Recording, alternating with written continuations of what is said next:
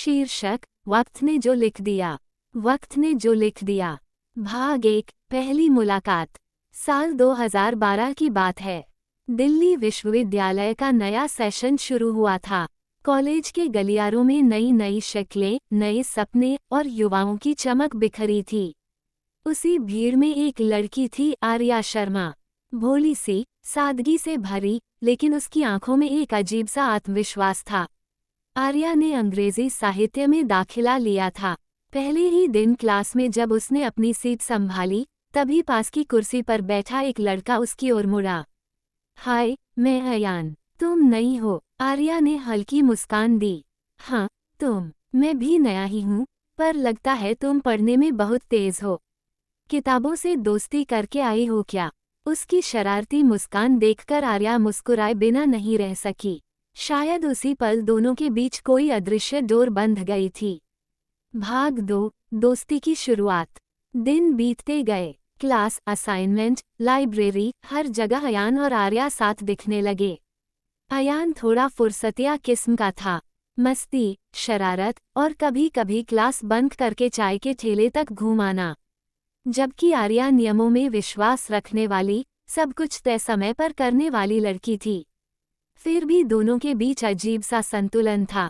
अयान की बेफिक्री आर्या के चेहरे पर मुस्कान ला देती, और आर्या की गंभीरता अयान को जिम्मेदारी सिखा देती। एक दिन कॉलेज की छत पर बैठे दोनों ने पहली बार खामोशी में बातें की।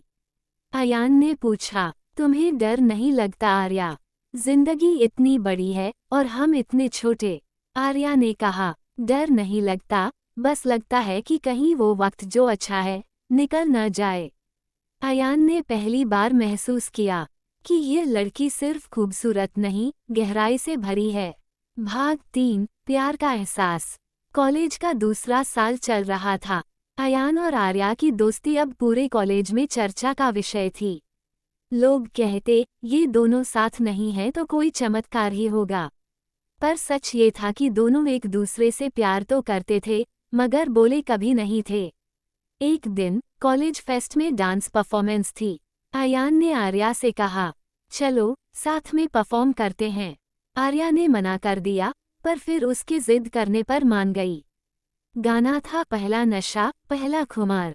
जैसे ही संगीत बजा, दोनों मंच पर आए। भीड़ गायब हो गई, बस एक दूसरे की आंखें रह गईं। हर कदम, हर लम्हा जैसे प्यार का इजहार था। परफॉर्मेंस खत्म हुई तो तालियों की गूंज थी, लेकिन आर्या के दिल में एक अजीब हलचल थी। क्या ये सिर्फ दोस्ती थी? रात को आर्या को अयान का मैसेज आया, आज तुम्हारे साथ नाचा तो लगा जैसे वक्त थम गया। आर्या ने टाइप किया, मुझे भी, पर भेजा नहीं। दिल धड़क रहा था, पर उंगलियां रुक गईं। भाग 4, जुदाई की शुरुआत। तीसरा साल आया और साथ ही इम्तिहानों का दबाव। आर्या के पिता चाहते थे कि वह MA करे और फिर PhD। अयान के सपने अलग थे, वह फिल्म निर्देशन में जाना चाहता था। दोनों के रास्ते अलग थे, लेकिन दिल नहीं। अयान ने कहा, मैं मुंबई जा रहा हूँ, फिल्म स्कूल में दाखिला मिला है। आर्या ने सिर्फ इतना कहा, तुम्हें जाना चाहिए, सपने पूरे करो। पर उस रात वो बहुत रोई। अयान भी रोया, पर बोला नहीं। रवाना होते वक्त अयान ने बस इतना कहा, अगर वक्त ने चाहा तो फिर मिलेंगे। उद्धरण चिन्ह। और आर्या बस देखती रही। उसकी ट्रेन धुएं में गायब हो गई। भाग 5, दूरी और यादें।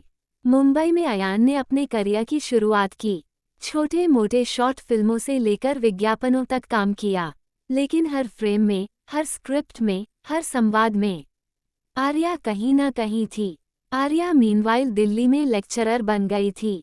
कॉलेज में पढ़ाते वक्त जब किसी छात्र की हंसी गूंजती, तो उसे अयान की आवाज़ सुनाई देती। वक्त बीतता गया। 4 साल बाद दोनों की जिंदगियां स्थिर हो चुकी थीं, लेकिन अधूरी भी। भाग 6, फिर से मुलाकात। एक दिन आर्या को मेल मिला, दिल्ली यूनिवर्सिटी एलुमनाई मीट 2020 में आमंत्रित किया जाता है। वह मुस्कुरा दी, पर दिल कहीं और चला गया। क्या अयान आएगा? एलुमनाई मीट के दिन कॉलेज वही था, पर माहौल बदला हुआ। पुराने दोस्त, पुरानी बातें और पुरानी यादें। अचानक पीछे से एक आवाज आई, मिस आर्या शर्मा अब तो प्रोफेसर हो गईं। आर्या ने पलटकर देखा, वह अयान था, थोड़ा परिपक्व, थोड़ी दाढ़ी, पर वही मुस्कान। दोनों कुछ पल चुप रहे। फिर आर्या ने कहा, तुम अब भी वही पुराने जज्बातों वाले डायलॉग बोलते हो। अयान हंस पड़ा, क्योंकि वो डायलॉग तुम्हारे लिए ही लिखे थे। दोनों बैठे, घंटों बातें की, फिल्में, जिंदगी और वो वक्त जो कभी खो गया था। अयान ने कहा, मैंने बहुत कुछ पाया आर्या, पर तुम्हें नहीं। और जो तुम्हें नहीं पाया, वो अधूरा रह गया। आर्या की आंखों में आंसू थे। तुमने कभी कोशिश की मुझे पाने की? नहीं, क्योंकि सोचा था तुम खुश हो। और अगर मैं नहीं थी? खामोशी फैल गई, वक्त जैसे ठहर गया। भाग 7, सच का सामना। मीट खत्म होने के बाद अयान ने आर्या को घर छोड़ने की पेशकश की। रास्ते भर दोनों चुप रहे। फिर अचानक अयान बोला, आर्या, चलो कहीं दूर चलें। बस कुछ दिनों के लिए। आर्या चौंकी। अयान, अब हम वो कॉलेज वाले बच्चे नहीं रहे। जिंदगी अब अलग है। जिंदगी वही है आर्या, बस हालात बदल गए हैं। आर्या कुछ कह नहीं पाई। रात को घर आकर उसने पुरानी डायरी खोली। पहले पन्ने पर लिखा था, वो लड़का जो मेरी मुस्कान बन गया, शायद मेरा मुकद्दर नहीं बनेगा। भाग 8, किस्मत का खेल। 6 महीने बाद आर्या को पता चला कि अयान की फिल्म सपनों का शहर रिलीज हो रही है। उसने सिनेमा हॉल में जाकर फिल्म देखी। फिल्म की नायिका, उसका किरदार आर्या शर्मा था। वही डायलॉग, वही बातें, वही छत वाला सीन। अयान ने अपनी कहानी पर फिल्म बनाई थी। फिल्म खत्म होने पर आर्या रो पड़ी। वो बाहर निकली ही थी कि सामने अयान खड़ा था। फिल्म पसंद आई, तुमने मुझे ही फिल्म बना दिया, क्योंकि तुम मेरी कहानी हो। भाग 9, वक्त ने जो लिखा। उस रात दोनों मरीन ड्राइव पर बैठे थे।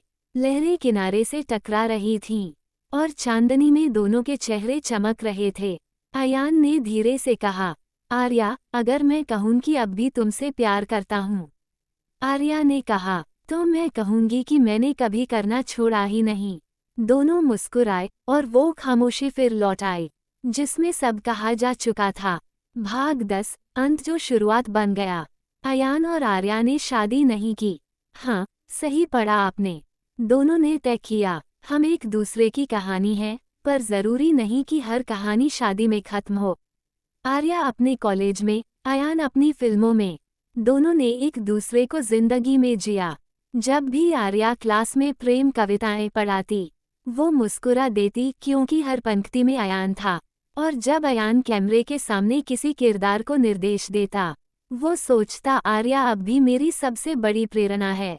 वक्त ने उन्हें जुदा रखा, पर उनकी कहानी अमर कर दी, क्योंकि सच्चा प्यार वो नहीं जो साथ रह जाए, बल्कि वो है जो वक्त बीतने पर भी महसूस होता रहे।